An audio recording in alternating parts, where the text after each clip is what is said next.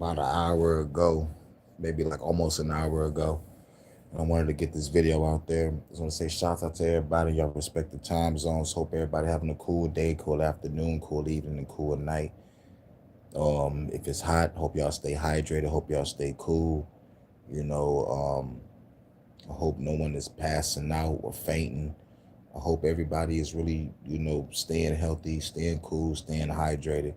Don't forget to keep a towel on. You like real shit. I know I be joking with the towel shit, man, but it's real serious. You feel me? If you're out there, keep the towel on your head, keep the towel around your neck, keep your body cool. If you're in the house, keep the AC on, 2 or 3 fans, however you go. You can even have one of them Japanese fans, like Katana from Mortal Kombat. You know what I'm saying?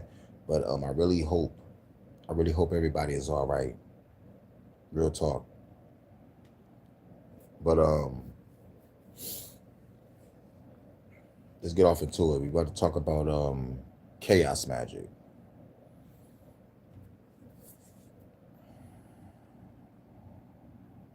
I will play a song, but it's kind of still late. Sister sleep. So I'm gonna just do this. Winning wisdom, wisdom winning Wednesdays. Hope everybody cool. Salute, salute, salute. What up, dude? They're about to just drop this quick video real quick. It's only 22 minutes. Salute, Steve. What up, though? What up, though? What up, though? Just getting off of work not too long ago, and I just wanted to drop this video. Then I'm gonna lay down and go to sleep, get ready for the day.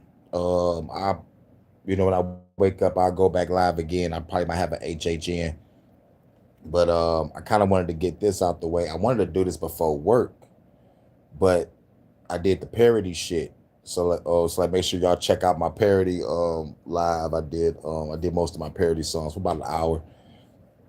But right after I got done with that, I saw this. I'm like, damn, like this could have been a better video. But I never played a live where I just did my parodies before. So that was the first. I might do some more of it. But I'm working on that motherfucking Jagged Edge parody Promise. I was supposed to came in and start doing it, but I wanted to put this out there, and like plus I had to come in and eat first too. Get fresh, eat, you know what I'm saying? But yeah, that Jagged Edge is on its way. I put it in my community post. I'm almost finished. I'm at the end of it. I'm at the end of the shit. I gotta do the end of it, and then I gotta put the ad libs in the right spot. I mean, I ain't recorded yet. I gotta write down the ad libs and where I'm gonna put it. So like when I record the song and I go back into the song and do the ad libs, I gotta do this shit like 3 times a piece. I gotta make sure I got enough tracks. But yeah. Yeah, yeah. I gotta work on it just a little bit more. I gotta work on a little bit more. I gotta get high. I'm about to kill this shit. Sound like you had some hot wings. Hell no. I had some chicken though. Like some chicken drumsticks. I had some drumsticks and some rice. And at work, she had some chips. I was floating like a motherfucker at work. I didn't want to pop up because I was like, the motherfuckers already saw me in the morning. We were supposed to work like the day before game day. But y'all had us there early in the morning. Then y'all wanted us to come back at night. Man, fuck all that. I might not even come to work today.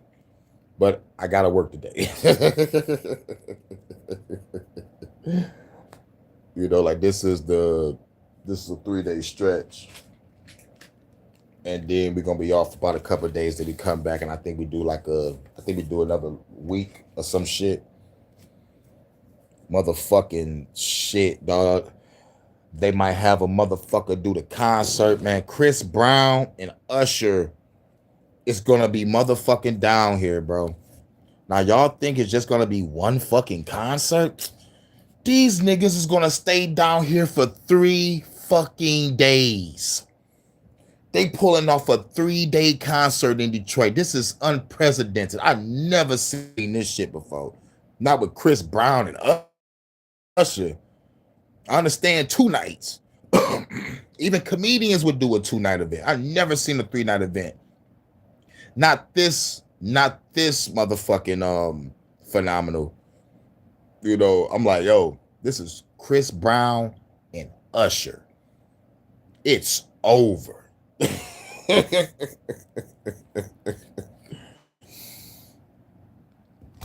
You've been losing your guns and then been working. Yep. But that second half of the year should be more abundant. Oh yeah. You already know. Yo, what you're doing right now is all in divine timing. You just gotta take it easy, work, keep your head down. You know what I'm saying? And just wait for shit to unfold. Because you already know what you about to do. You already know what you about to do with what you about to get. You know, just keep your visualization strong. Keep staying focused. You know what I'm saying? And keep staying motivated and inspired. And everything just unfold. You know, you'll be good. Yup. Say about here, all MC. You say all NPC women about to come to our these two. Yup, they is. They about to motherfucking flood this motherfucking shit. Thing about it is, I want to work one of those nights. I don't want to work all 3 nights. Fuck that. I would definitely work one of those nights. You know, like if there's a game on one of those days, I'm working one of those days at the Ford Field. But if there is no Tiger game, we all gotta be at Ford Field. If there's no motherfucking games on that day, we all gotta be at Ford Field. So I'm working in the suites. I'm working in the suites. Shit, man. Let me tell you the fucking jobs of football, man. Ford Field is a motherfucker. That fucking football stadium, man. I did not know that shit had so many fucking compartments in that bitch. I've been all through that motherfucker. You would get lost in that bitch if you ain't careful. But they got so many teams. They got a team that do all the seats. They got a team that push these big ass gondolas where you pick up all the trash bags and put it in the shit and you push it to a trash compactor and it smashes all the trash. If that machine gets fucked up, guess what we got to do with all that trash that we picking up all over the stadium? We got to throw it inside of a room, right? Piled up on top of each other. I'm talking about to the goddamn ceiling damn near. Then, once the machine get back up and running, we got to go back to that room where we throw all that trash at and throw the shit back in our motherfucking gondolas and take it back to the trash compactor. I mean, there was 2 rooms we had to do, pyramid style. Swear to God, we worked maybe 10 or 11 hours that day. I was like, fuck this shit. I'll do that gondola shit at the Tiger Stadium. Because the Tigers, it's a big crowd, man, but still though, man. Ford Field, man, what? But there's a crew that do the bathrooms. Got a crew that do the bathrooms on all floors. Coolest job ever. But the suites? Here's why I say the motherfucking bathroom job the coolest job ever, because I'll be the first ones to leave. They be the first ones to get the fuck up out of here with it, between 4 to 6 hours. Depending on how fast you work. But the suites, automatic 7 or 8. But we working where the VIP is at. Sometimes we got, sometimes motherfuckers leave food out, you can grab a couple chicken wings real quick. But most importantly, open up that fridge. Bottles. Exclusive. I'm like, he pulled me a cup of this shit. I be getting lit like a motherfucker, allegedly. Everybody see you be like, what up, though, okay? Hell no, nigga. I'm a goddamn janitor. I'm a goddamn maintenance guy. He ain't gonna see me. Unless I'm working during the concert. If I'm working during the concert, I could probably be close to the stage. But that's how it was when I was working at Hart Plaza. I saw Silk and shit. Them old ass motherfuckers still got skills. Silk is the shit. There's a meeting in my bedroom. So girl, me no be I can't wait. I can't wait. Come into my room.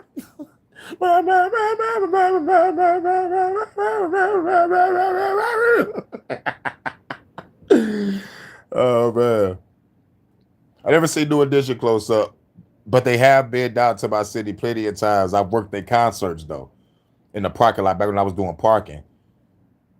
You know, never seen them at the Plaza, but they definitely pop up at the Fox Theater with a whole bunch of other motherfuckers. I forgot when the last time New Edition was here. On some real shit. Computer, when was the last time New Edition was in Detroit? I don't know. You need to update your shit. Oh, you bitch. I'm about to delete you and get a new Siri. I'm gonna get Siri 8. But yeah, we about to talk about Chaos Magic real quick, man. But yeah, I would turn on some music, man, but like it's like it's kind of late, and I ain't trying to wake up my sister and shit.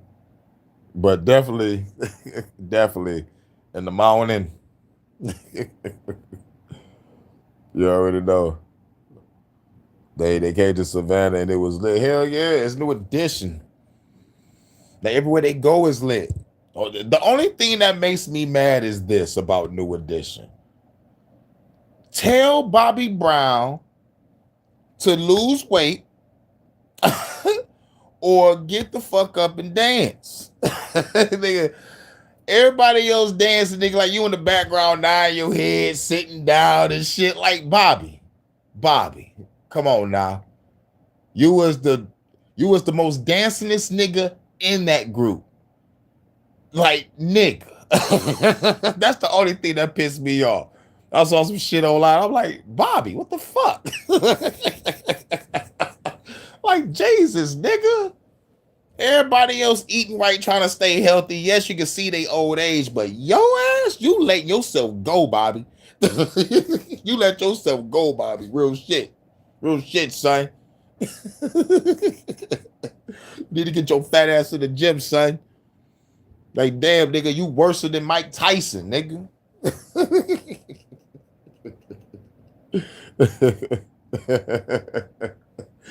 For real. Yeah, we talking shit while I was smoking real quick. Might as well talk shit real quick before I start this live, because I can't play no fucking music. I would, but shit, I don't want to disturb my sister. But I'm on late nights by with crack dinner. But nah, he old man. Yeah. This is old Uncle Bobby that we saw on that stage. Like, yo, everybody else dancing, got their moves. Bobby Brown acting like he ain't even come to the rehearsal. And even if he did come to the rehearsal and at least try to dance, the New Edition was probably like, yo, Bobby, dog, you just stay in the background, nigga. You just stay in the background, bro. We know you don't got them skills no more. And they probably roast that nigga every fucking day. It's like, nigga, you dance better than all of us. You dance better than all of us. And your ass ain't dancing, Bobby. You can't sing better than all of us. But you can dance better than all of us, Bobby. Because to me, the coldest singer is Johnny Gill. Holla at your boy. I know your singer is Ralph. I know your singer is Ralph Jordan. My singer is Johnny motherfucking Gill. You look too young to be sounding like a too grown ass motherfucker. You look too young to be sounding too grown, nigga. Nigga was ahead of his time. Johnny Gill, motherfucker, do you feel the magic in my hands when I touch? Rub you the right way, stroke, baby. That nigga Johnny Gill was going in. Ralph carried them in the early 80s. Yeah, nigga had no fucking choice. They had no choice. But Johnny Gill. Johnny Gill is the voice, nigga. Johnny Gill got hits, nigga. Ralph should have went solo first before Bobby. You know, everybody knew Bobby was gonna go solo first. Everybody should have knew Bobby was gonna go solo first. He was too busy dancing all over the goddamn place. He was the wildest motherfucker. Well, one of the wildest motherfuckers, but mostly one of the wildest motherfuckers. We knew that nigga was gonna motherfucking do it. Girl, on it in my life. And it's the final things in life.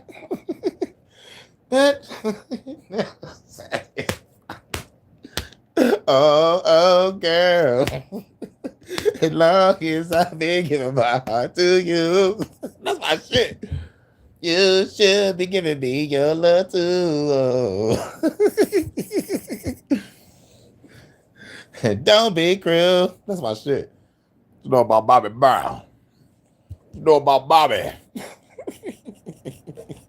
That motherfucker was killing that show that Don't Be Cruel.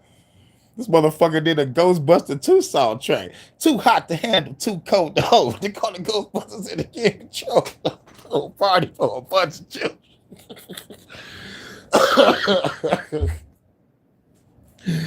If I were you and you were me, that's my shit. I studied Bobby around vocals. That's good. I'm too busy around playing with people's songs and end up learning how to do the shit. That's the irony. That's the irony or irony. Yeah, I'm about to say irony. Fucking video game boss. Yeah. You about to make it listen to the early worst game. Chill, that's my favorite group. I already know it's a favorite group. Oh man. My favorite group is the group that we about to listen to when I do my parody. Jagged Edge. Jagged Edge is the group. If I can go 2000s, Jagged Edge, that's it. Ain't no other motherfucking group after Jagged Edge. After Jagged Edge, there was motherfucking Pretty Ricky and some group that Diddy made. I think Diddy made 2 groups. And nobody had no voice like Jagged Edge. On some real shit, I don't give a fuck. Nobody had a voice. Nobody had that voice. Jagged Edge is the last group of the early 2000s. The last group. Pretty Ricky was on that party shit. Yeah. But when it comes to the 90s, there are so many heavy hitters. Now, 80s, we could give it to New Edition for the 80s. We'll give it to them. I will give it to them. But 90s, New Edition is going up against motherfucking Silk, Dru Hill, Jodeci. Come on. Boyz II Men. Yo. It was too many heavy hitters and everybody was bringing it.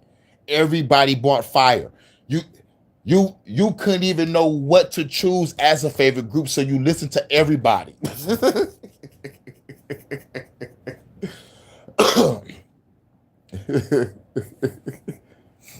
Yeah. New Edition for the 80s. I'll give him that. You know, like I know there was more groups, but if we can give it to anybody, we'll give it a New Edition. Some people might disagree with us and probably say somebody else. Like Full Force. Full Force, man, bro. I ain't know Full Force had a hand in a lot of fucking shit. Those bullies from House Party, I did not know those cats could motherfucking sing, write, produce, direct. Those cats are fire. Man, bro, I don't know why they not on the Hollywood Walk of Fame or the motherfucking Rock and Roll Hall of Fame. Like, if they is, let me know. But Full Force deserve every award.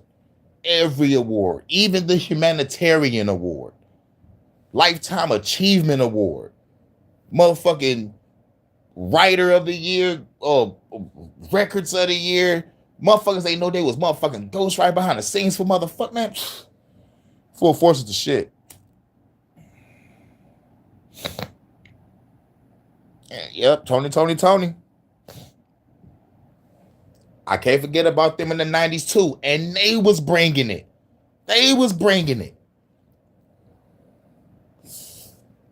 Can't forget about Tony. For real. But it was a hard choice to pick. So it was like, I liked everybody, but my favorite of the 90s when it comes to groups and like real shit, I never picked the group. Always picked on some solo singer shit. And like the winner is R. Kelly. I don't give a fuck what nobody say. R. Kelly wins the 90s. R. Kelly wins the early 2000s. As a matter of fact, R. Kelly wins until he get locked up. And nobody still can't hold a candle to kills. They can try. We can probably say the last great motherfucker is Usher right now. And that's hilarious. That's fucking hilarious. But giving these new cats a chance, I can't do it. We can give benefit of the doubts though. Not giving nobody a chance, but we give people benefit of the doubts. Yeah, now you cool, yeah, all right. Bruno Mars, Weeknd, Chris Brown. I think those are the big three when it comes to singers, right? What's that other motherfucker? Some new motherfucker that been motherfucker doing everybody's hooks and shit. Thank God, don't try me. What the fuck is nigga there? And like your body. I don't know what the fuck that nigga be saying. Yeah. Yeah, if Marvin was alive, they probably would have did a track together. That would have been fire. Marvin Gaye and R. Kelly did a track. That would have been cold. And that man, shit probably been still listened to right now.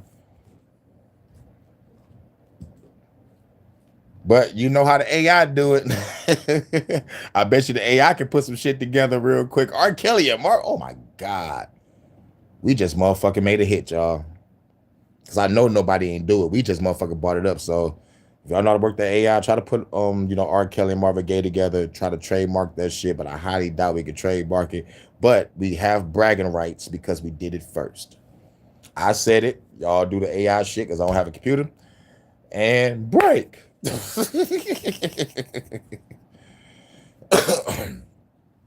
Salute, Charles. What up, though? What up, dude?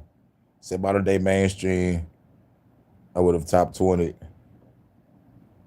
Modern day mainstream. Yeah, dog, this shit is ass. Yes, you'll definitely be top 20. Because ain't nobody blowing no more. I mean, pause. Damn, man, we can't even say motherfucker. Damn, that's fucked up. We used to say that back in the day. It's like, damn, that girl can blow. Well, you can say it for the ladies, but you can't say it for the guys. I hate this fucking language.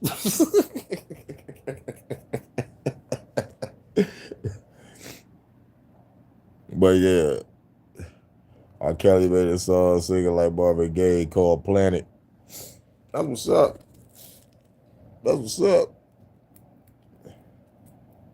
But I still got to pick the group. It's either between Silk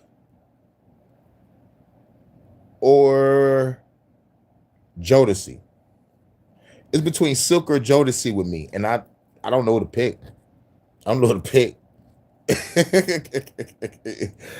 It's between Silk or Jodeci when it comes to the best group of the 90s for me. But you said Tony. And I ran in Southern California. Yep. Yeah, you got Tony. Yeah. Mine between Silk and Jodeci. I might just pick Silk because of that meeting in my bedroom track. But Jodeci got some bangers. Beauty is her name. But there was a lot of unknown groups that was one-hit wonders that had a dog ass shit. I need to look up the one-hit wonders of the 90s that had some bangers too. But yeah, 2000s Jagged Edge all day. The motherfuckers came to my high school. The motherfuckers came to my high school. The girls was tripping. All right, I got 2 blunts. Oh shit, damn. 25 minutes. I was talking like a motherfucker. Let me get to this motherfucker live. This is 22-minute live, so we should be done at 40. Son of Soul. Yep. Groups in the 90s. Oh no, we was talking about the R&B side because we already know about the rap. We already know about the rap shit. Yeah, I know like your favorite group of the 90s is gonna be Wu-Tang. My favorite group of the 90s is Bone Thugs and Harmony. Murder, more murder, come again. Simple. My favorite group of the early 2000s. But like real shit, Bone Thugs and Harmony was in a strong battle against 3 6 Mafia. You know, and like 3 6 Mafia one of my favorite groups, but in the 90s, 3 6 motherfucking Bone. Early 2000s, I got to give it to either 3 6 or Little John the East Side Boys. But 3 6 always been popping. But like Little John the East Side Boys just took the whole fucking world by storm. that was my favorite group for a minute. For a minute. like real shit. You got a whole live about this though. You gotta do a top 20 R&B and hip hop albums live stream. Yeah, we'll do that one day for sure. I just gotta pick a day. I'll pick a day. Like we did that top 15 for the female actresses and shit. I need to do motherfucking top 25 for the motherfucking petite porn stars and the motherfucking top 15 for the ebony porn stars and the top 15 for the MILF porn stars. Spoiler alert. Sarah J might be number 1 on the MILFs. Or Lisa Ann. Because like sometimes you can't look at Sarah J. She got one of those Triple H noses and shit. You be like, bitch, just bend over, let that motherfucker reverberate. But anyway, that's a whole nother story for a whole nother day, for a whole nother live.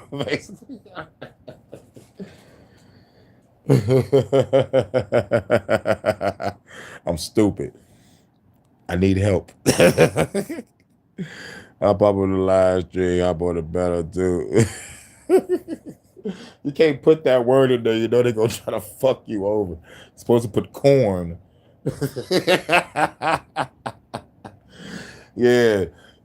What's fucked up is you too young to be knowing about the bitches that I grew up on.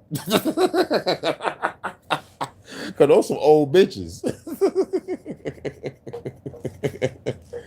I fucks with Kitten and Carmen Hayes. Kitten got that tongue. Carmen Hayes got that look in her eye. And some nice ass titties. Kitten got a nice rack too.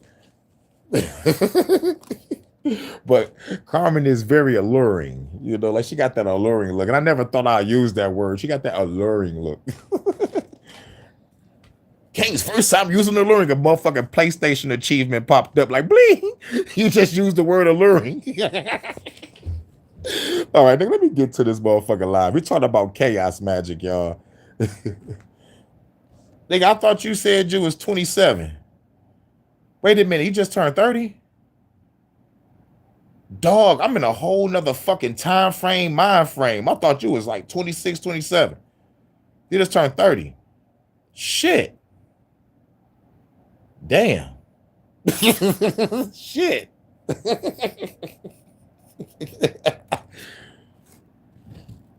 I'm 30. Yeah, yeah. God damn.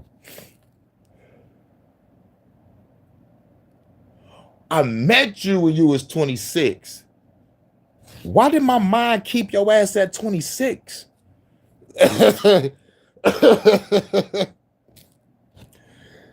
Damn.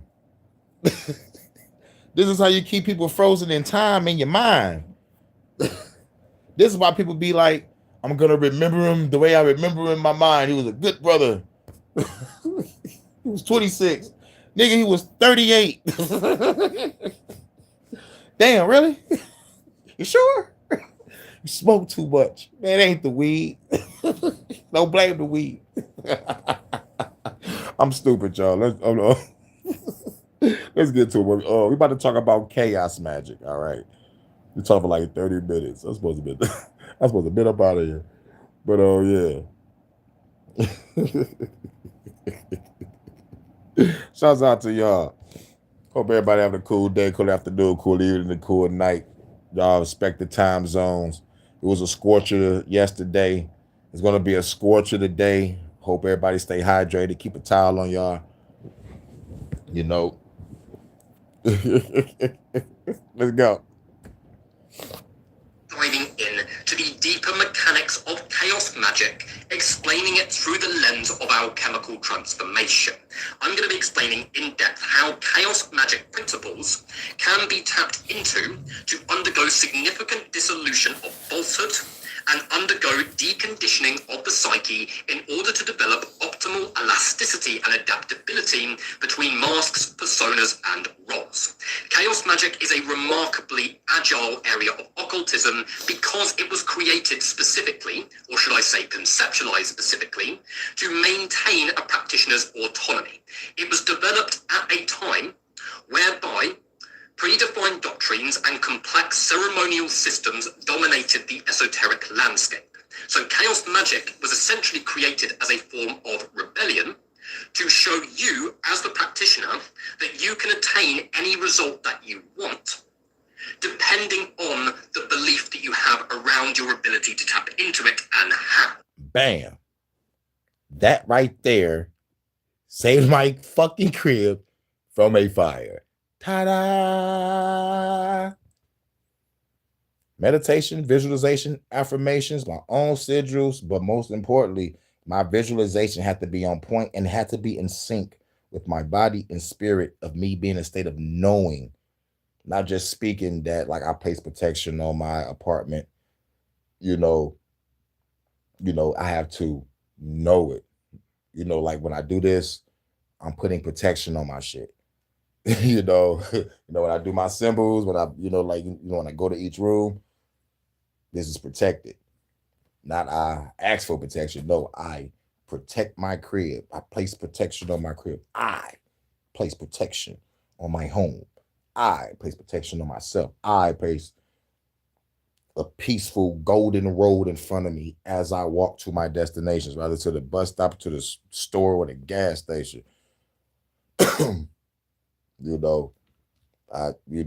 Chaos magic. But when people hear chaos magic, they automatically think blasphemous.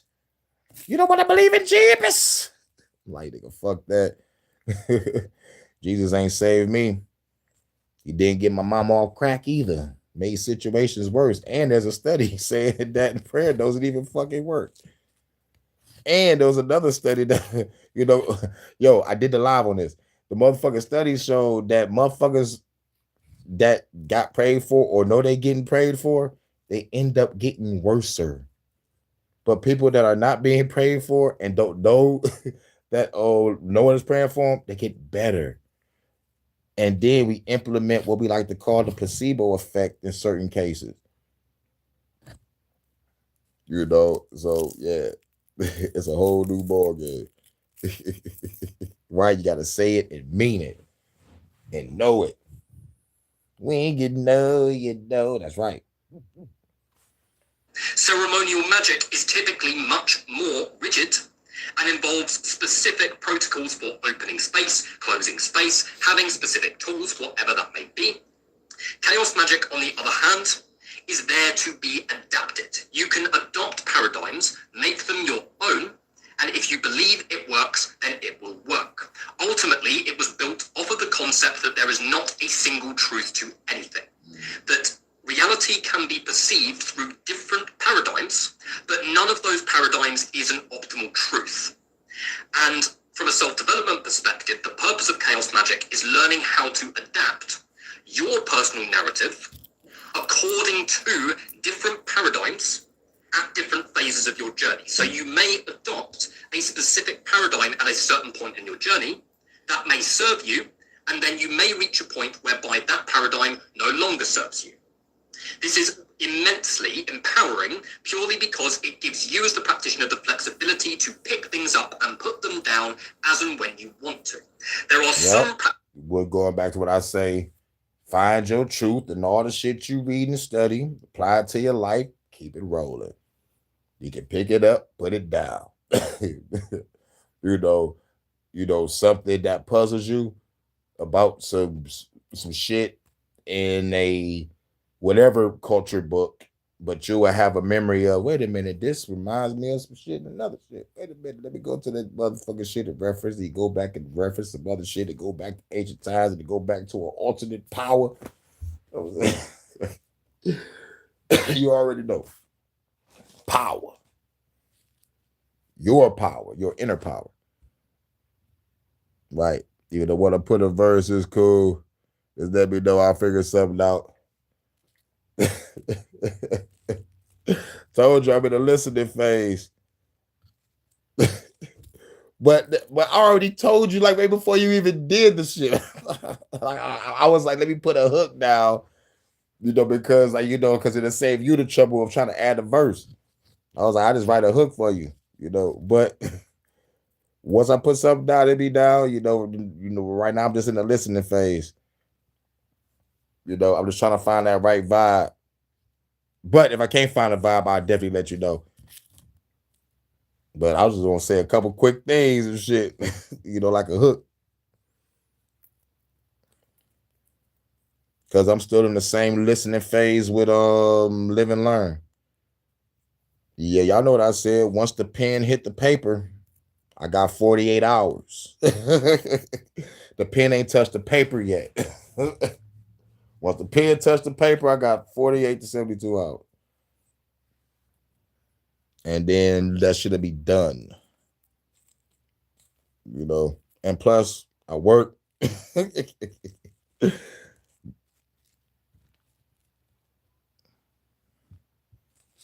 Yeah, work, and I gotta find these news clips for the news and shit. Then I gotta get my meditation in. You know what I'm saying? I do a lot. I gotta get, I gotta be 100% when when I do this music. I gotta make sure I'm fully capable, fully ready. You know what I'm saying? I don't want to half-ass it because I disappoint myself.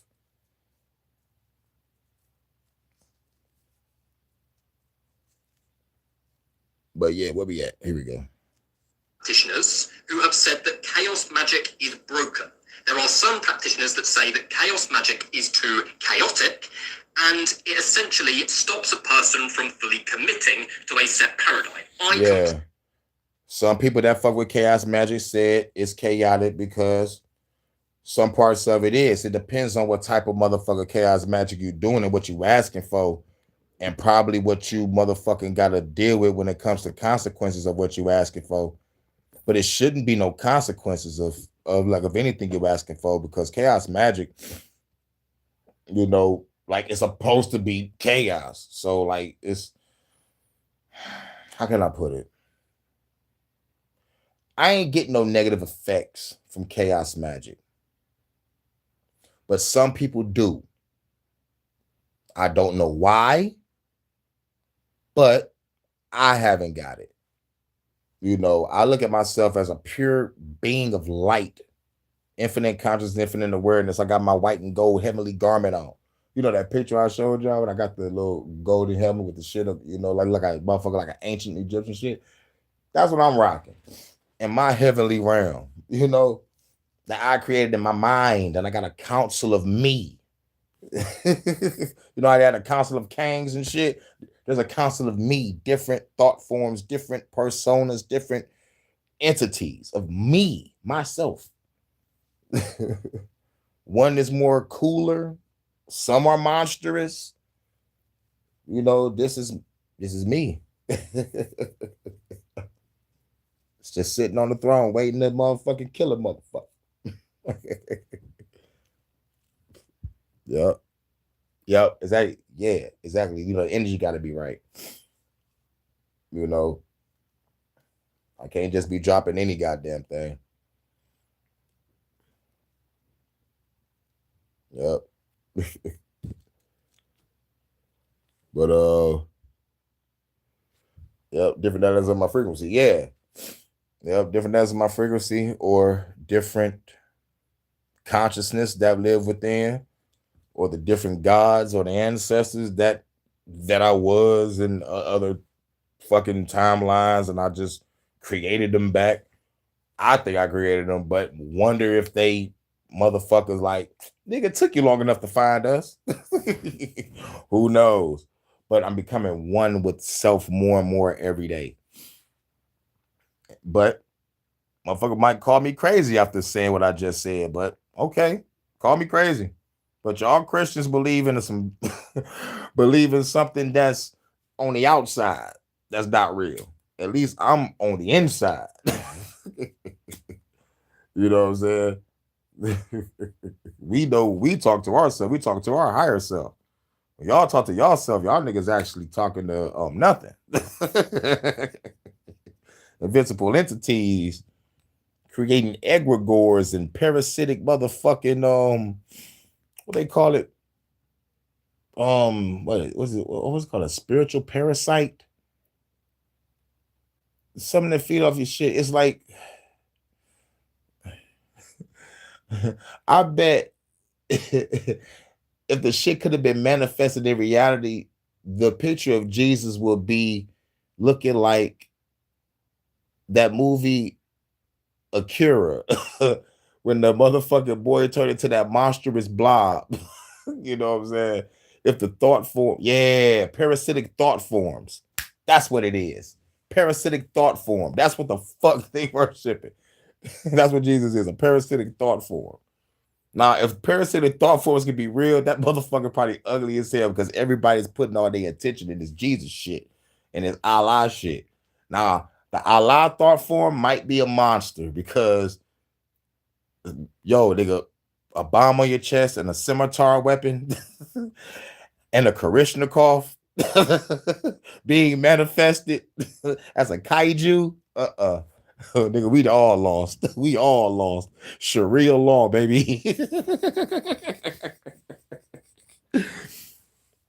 But the thought form of Buddha, peaceful like a motherfucker.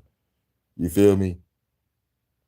You know, thought form over there in China and Japan, we got dragons again, y'all. Completely disagree with that. Chaos magic is adaptable. That is what it is all about. It is about ultimately shifting your consciousness and awareness between the paradigms without losing your autonomy to one. So through the lens of chaos magic, everything is a narrative, and everything has the potential to be a doctrine that can assist your evolution, but it can also cap your evolution.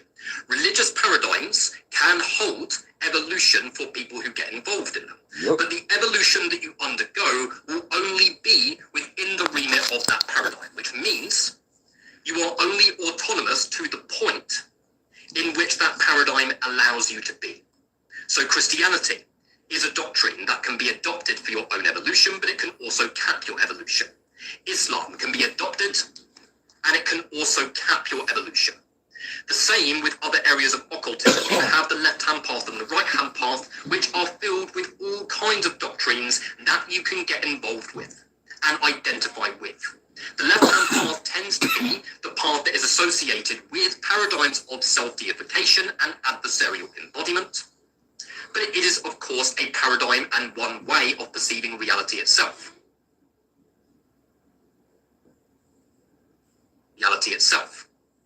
The right-hand path is often associated with more religious practices, or if it's not religious, it's largely associated with the conscious participation in a wider cosmic order. That, of course, is just a narrative that is being used to perceive reality itself. Now, many practitioners will not embody what chaos magic has to offer effectively because many practitioners are stuck in seeking borrowed identity. Borrowed identity is associated with the concept of not being in touch with your true power and belief in your own sense of self-value. So you unconsciously seek an identity to borrow from somebody else. Yeah, so you gotta fully believe in yourself so you don't have to take an identity of somebody else. This is why everybody over here in this camp, we all ourselves. Guilty of embodying the curse of borrowed identity. For example, in the New Age, you see a lot about shamanism and people wanting to become shamans. They want to embody shamanism so that they can be referred to as a shaman. Yeah, and me, I study shamanism, and hearing from a real shaman, you know, a real shaman was like, no one ever. I mean, he said, I never called myself a shaman. People call me a shaman. That's what makes you a shaman. When the people come to you. Now, sometimes it may not be shaman. They will call you wise man. That's the wise man of the hood, wise man of the village, wise man of the kingdom. But some of these wise men were fucking shamanic. You know what I'm saying? You know, so shamans, gurus, masters, you know. But when it comes to the shaman, you like a real shaman was like, yo, when they call you the shaman, that's when you a shaman. Because most people is trying to, like you said, grab another identity so they can be called a shaman. But basically, you're just gonna be self-proclaimed. You're gonna be the fucking self-proclaimed shaman until the people really rally behind you. So like we could probably call this the spiritual ego at work. Not the ego, the spiritual ego. The one that's a lot stronger than the regular ego. The one that's hiding from me right now. He's hiding it. And I've been searching. That motherfucker can hide. But I know when it rises up, it'll rise up the moment when I think I know everything. And as soon as that happens, I'm gonna catch myself and I'm gonna strangle the fuck out of motherfucking spiritual motherfucking ego. Now the question is, how can I trick him? I would have to mind fucking trick myself.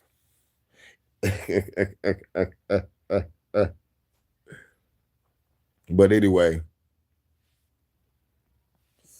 Or the borrowed identity of being the shaman then gets perpetuated throughout the community itself. The issue with that is that the person is choosing an identity to be and emanate, but in doing so is often losing autonomy to that identity. So anything through the lens of chaos magic can be used to excel your evolution and cap your evolution. I approach chaos magic from the perspective of initiating into literally anything that I see is able to bring me a form of evolution. So Yep. Basically, grabbing the shit that benefits you, apply it to your life, and act accordingly. He's doing the same shit I'm doing. I approach it the same way. In mythological plane, whether it is said to exist or not, can be used to open a door to the psyche. Any archetypal intelligence can be used to open doors to the psyche.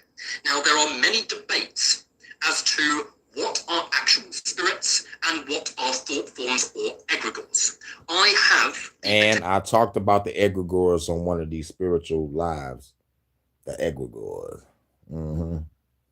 Egregores, spiritual thought forms or entities. We can tap into it, harness whatever power we can to get the hell out of there. actually unpopular opinion that most spirit intelligences that you see, demonic intelligences, angelic intelligences, whatever that may be, I hold the unpopular belief system that these intelligences are in themselves egregoric constructs. And what that basically means is that they've been conceptualized through many different lenses throughout history. In other words, a human being has come up with the name, and that has perpetuated throughout history. Many people have used those names. So it has become mythically dense as a concept. Does it mean that the spirit is any less powerful? And does it invalidate the spirit as its own autonomous consciousness? No, it absolutely does not. When we're seeing them as an egregoric concept, we are seeing them as something which has been conceptualized by a human being.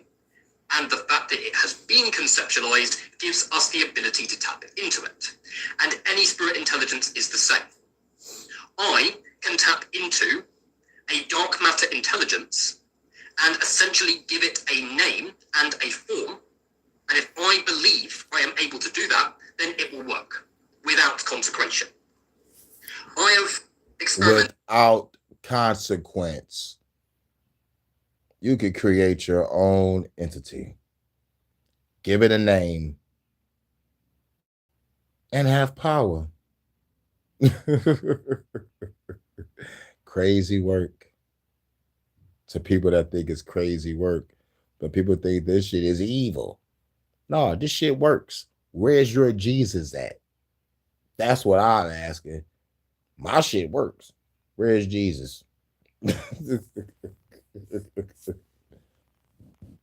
And another cool thing about it is, if you believe, you could probably tap into a healing entity and be able to have some healing powers. Like I said, there's some shit called combat key where you can turn your whole body into stone. So I saw fire bending, earth bending, air bending, and water bending. So we have the power. to this numerous times before. Yeah, I have created a name for a deity. Yep. And I have tapped into it, and it works, and energy comes into the body as it's used as a key to draw upon a much vaster intelligence. Through chaos magic, anything can be used for your evolution, and anything that you genuinely believe will work. It's as simple as that. But your true belief as to your ability to attain certain things and embody certain things can become lost within predefined narratives themselves. So many approach chaos magic from the perspective of practical magic. So they want to anchor change into dayside reality, into material reality, into their love life, or whatever that may be. But there is a bigger picture to that. There's a bigger picture to working with it in that way. It doesn't make it wrong. In chaos magic, there is no right and there is no wrong way to work with things. But there is shallowness and there is depth. And the true depth of chaos magic, I feel, will not be tapped into by many practitioners at all. Because a lot of practitioners are more comfortable within borrowed doctrines and borrowed narratives. Even practitioners of chaos magic that utilize the same techniques that were in renowned chaos magic texts such as Liber Null, many practitioners still adopt the same ways of working, the same ways of creating a chaos magic sigil. And this creates, in a sense, a sort of internet hyped up version of chaos magic that does not encourage the depth of what it has to offer. So if I have a belief around wanting to cultivate wealth, my conscious mind could believe that I can have that. But I may have various aspects of my psyche that may not believe in any way whatsoever that I can tap into that wealth. At which point, any form of magic or attempt to manipulate reality is only going to go so far until the deeper belief is freed from the narrative that it has been conceptualized into. Yeah, the deeper belief behind the affirmation behind your meditation, the deeper belief, how you really feel on the inside. Are you insecure? Do you really truly believe in yourself? That's the real shit. Do you really truly believe that this power exists? Or have you been indoctrinated long enough to believe that you don't have no power and all that shit is in movies, TV shows, comic books, best-selling novels, and video games? I don't have that. I can't do that. Bullshit. Yes, you can. I am living proof. All I did was ask for peace and protection on my apartment. No telling if I would have said prosperity or money. But I already was working. I was already hustling. I was like, I don't need no money. I can just make this and just stack it. Give me peace and protection on this home. I want peace and protection. And I speak it and I decree it. And it was real. I created it. Our beliefs become crystallized into set narratives that come from past trauma. The deeper layers of chaos magic are associated with utilizing mythic resonance and egregoric creation in order to tap into deeper reservoirs of your unconscious mind.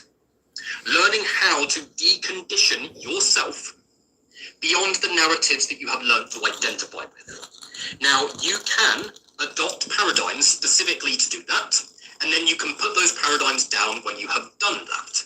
So somebody who is a practitioner of chaos magic can very easily approach Qliphothic initiation and use that as a tool to tap into deeper reservoirs of energy, insight, and needs within them.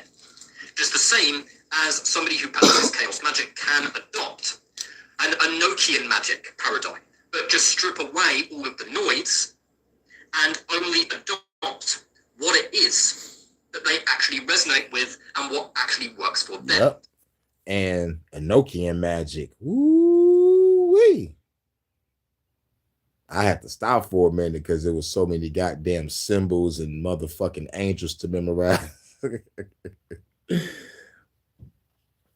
And a whole bunch of demons and shit. Enochian.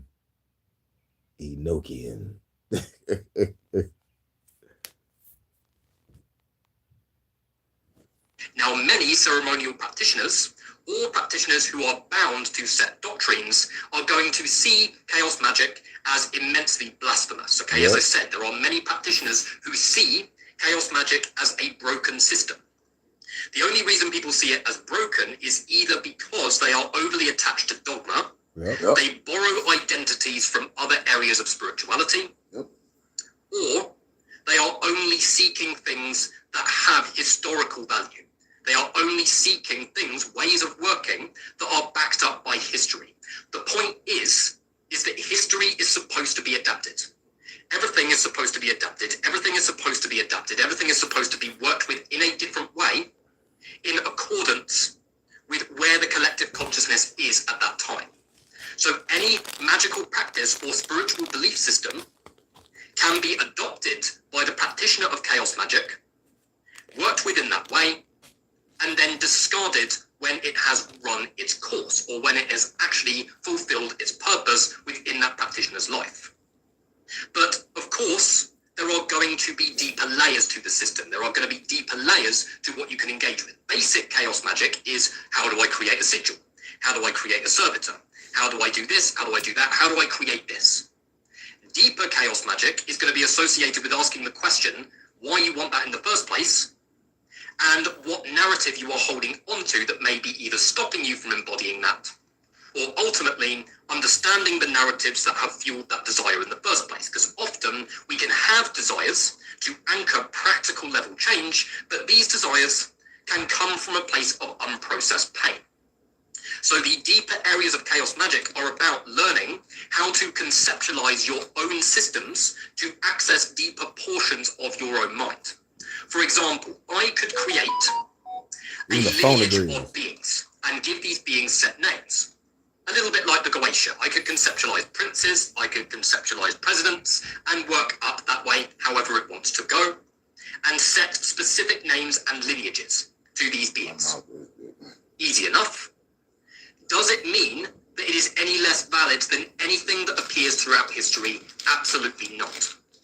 It means that my belief in the existence of this concept is what gives it life. And if that can be used to tap into deeper reservoirs of consciousness within me, why does that mean that it is not valid? Just because it differs from core practitioners' belief systems, just because it differs from John Dee and Edward Kelly, Aleister Crowley, Kenneth Grant, Eliphas Levi, just because it differs from their way of seeing things, why does that mean that it is any less valid? So there is an immense level of liberation that can come from simply approaching things through the lens of chaos magic, which means that any archetype can be tapped into with formal intelligence. For example, I watched Stranger Things and became interested in the archetype of the Mind Flayer. So then I looked into Dungeons and Dragons and looked into Illithid, the specific name for the Mind Flayers. And then I created a chant to invoke Illithid, the Mind Flayer, and it worked. It worked. I tapped into that consciousness. And you can argue, am I tapping into a real spirit intelligence, or am I creating a thought form that I'm using to access a portion of my psyche? You could approach a mythic realm, say Helheim.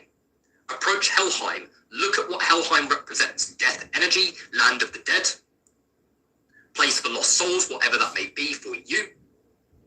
And you can create an initiatory rite that formally merges your consciousness with Helheim, at which point you've just opened a mythic doorway within your psyche to Helheim, or to material that holds symbolic resonance with what Helheim actually is. Yep, and Helheim is from Norse mythology. And this is why I said, I already created my heaven. I got my throne. So that I leave this realm, I wake up in a beautiful palace. Nice ass bed. What's good? I'm back, baby. And when it holds that resonance, you're going to go through a transmutation process that is resonant with the energy of Helheim. And it works with absolutely anything. It works with Lovecraftian mythos.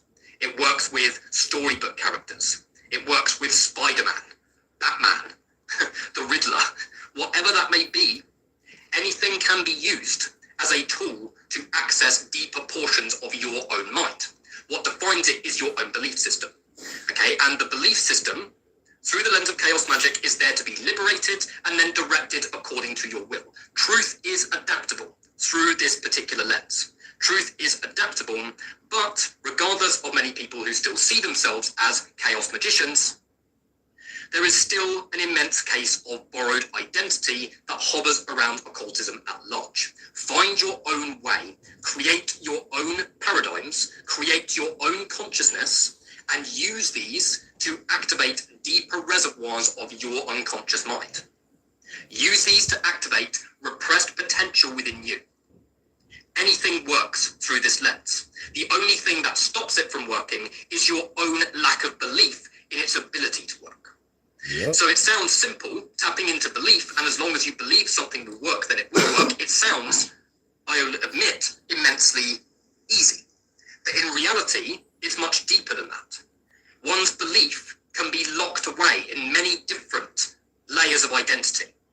So how much dissolution does one need to go through? How much deconditioning does a practitioner need to go through in order to tap into very simple beliefs towards very simple things? Somebody may want to tap into chaos magic to anchor in love. That's valid.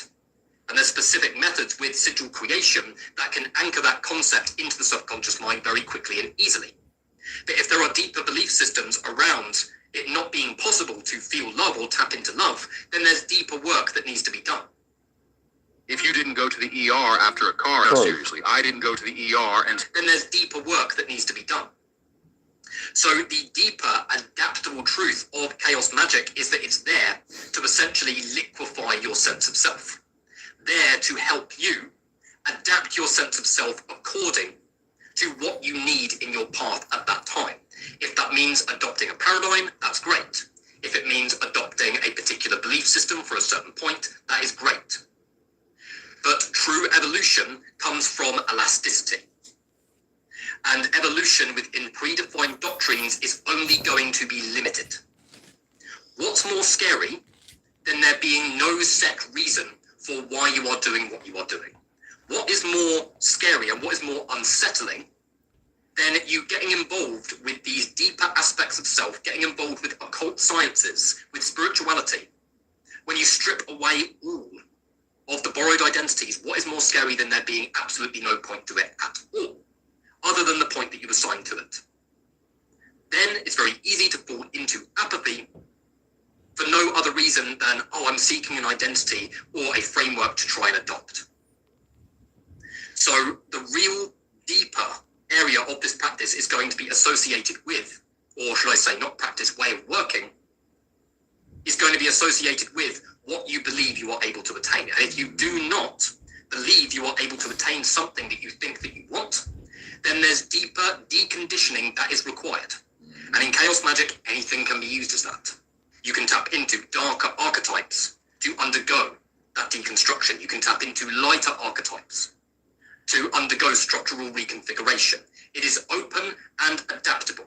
No set truth, no set paradigm. What are you going to do if all of the paradigms you have learned to feel comfortable in are shattered into a million pieces? Chaos magic asks you, okay, all of your paradigms are shattered. How are you going to rebuild them in a way that works for you, maintaining your autonomy in the process? Absolutely epic and ultimate liberation from dogma itself. I, for myself, was practicing occultism in a way that deeply resonated with chaos magic. I've never really been that interested in practical magic, low magic, anything that's to do with practical level reality, because I hold the belief system that if you undergo the necessary alchemical transformation within yourself, I personally hold the belief system that regardless, it will pour through to tangible reality itself, that it will cause shifts in material reality. I measure success off of perceptual shifts. I used to adopt narratives. I've adopted glyphothic narratives, shamanic narratives, different narratives at different stages of my path. And when I started going through trans-glyphothic initiation, I started to undergo a disidentification process, whereby no narrative really made sense. I would craft a narrative and then it would dissolve in my hands. Craft another one, then it would dissolve in my hands. I would ultimately portray a particular belief system, but then that belief system would soon dissolve. And I didn't at the time really know what chaos magic was. I didn't really look into it in great detail, but I was still creating different systems that were not bound to any paradigm, approaching my own evolution in a way that was not bound to any paradigm, creating keys of initiation into mythic realms, conducting egregore bootstrapping, whereby I'm creating a concept of a lineage, of a spirit lineage, that can be worked with in the form of different prayers and chants, and then sharing that with other people, creating it as a solid concept. I was also creating servitors in my own way. I didn't realize that this was basically chaos magic until I actually finally looked into what chaos magic actually was, even though I don't resonate with the whole how to create a sigil or how to create this. This is very much aligned to my way of working and how I practice and how I have been practicing, focusing on dissolution, disidentification from narrative, learning how to adopt different paradigms accordingly. That is very much aligned to chaos magic. And at the end of the day, you can practice however you want to. If you want to focus predominantly on practical reality, then that's completely valid. If you want to do it for alchemy, that's completely valid.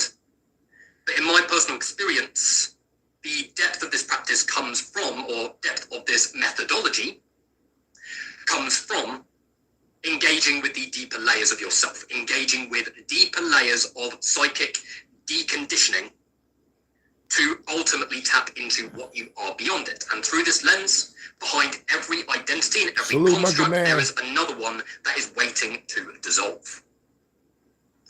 Massive topic. I could talk about it all day, but that is everything that I needed to discuss. Yep. We were just talking about chaos magic.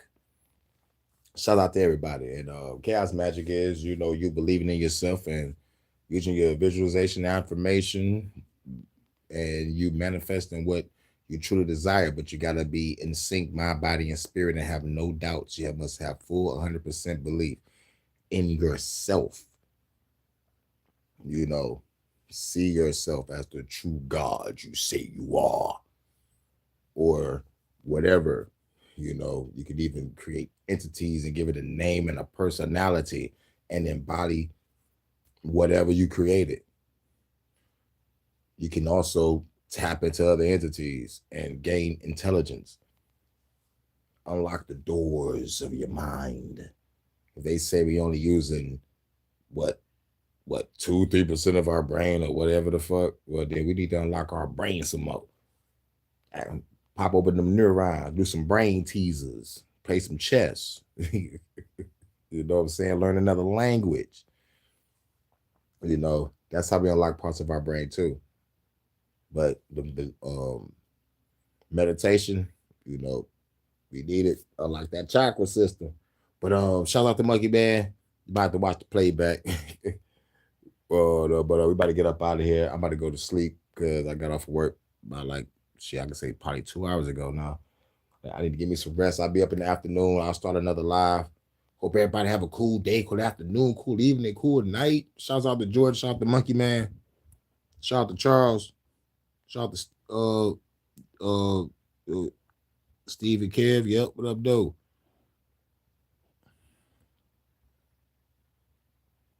What up, dude? And I catch y'all on the next one. This is Wisdom Winning Wednesday. Happy Hump Day. And much love to the guy that's about to see you soon, baby. Hope you're staying hydrated and cool because I know it's a scorcher over there. Catch y'all on the next one. Peace.